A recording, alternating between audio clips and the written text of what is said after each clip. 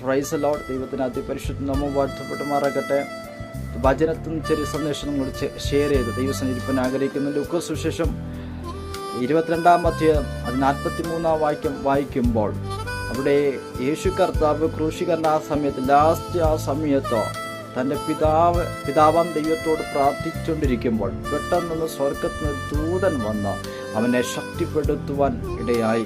അങ്ങനെ നീ കരയുന്ന വിഷയത്തിനകത്ത്, നീ ഭാരപ്പെടുന്ന വിഷയത്തിനകത്ത് പുത്രനായ ക്രിസ്തു നിന്നെ ശക്തിപ്പെടുത്തുവാൻ നിന്റെ അടുക്കൽ വരും.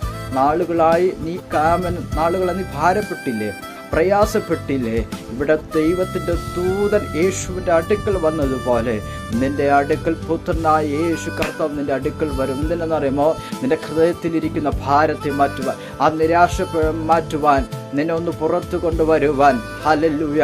നിന്ദിച്ചവരെയും പരിഹസിച്ചവരുടെ നടുവിൽ ദൈവം നിന്നെ ശ്രേഷ്ഠമേറെ വഴികൾ തുറന്ന് നിനക്ക് വേണ്ടി ഒരു വാതിൽ ദൈവം തുറന്നു തന്ന് അവൻ ദൈവത്തെ മഹത്വപ്പെടുത്തുവാൻ ദൈവം ഉണ്ടെന്ന് നിന്റെ ഹൃദയത്തിനകത്ത് ഒരു വിശ്വാസമുണ്ടെങ്കിൽ, ഹല്ലേലൂയ, എൻ്റെ യേശു കൂടെയുണ്ട്. ആരൊക്കെ മറന്നാലും, ഈ ലോകക്കാർ മറന്നാലും യേശു എന്നെ മറക്കത്തില്ല എന്ന് ഒരു ഉത്തമ ബോധ്യം നിനക്കുണ്ടെങ്കിൽ നിന്റെ അടുക്കൽ നീ പ്രാർത്ഥിച്ചുകൊണ്ടിരിക്കുമ്പോൾ നിന്റെ അടുക്കൽ ദൈവത്തിൻ്റെ ദൂതൻ ഇറങ്ങി വരും. Praise the, വിശ്വസിക്കാമോ?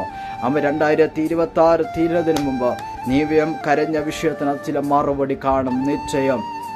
ആ പുനർഥാനത്തിൻ്റെ ശക്തി, ആ 3-ാം നാൾ ഉയർത്തെഴുന്നേറ്റ ആ പുത്രത്തിൻ്റെ ശക്തി നിന്നിൽ വ്യാപരിക്കപ്പെടുക. ആരാണ് വിശ്വസിക്കുന്നത് അവരുടെ മേൽ ആ ശക്തിയുണ്ട്, ദൈവത്തിൻ്റെ കൃപയുണ്ട്.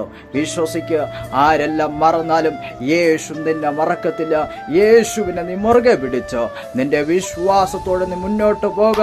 കർത്താവ് നിന്നോട് കൂടെയുണ്ട്. God bless you all.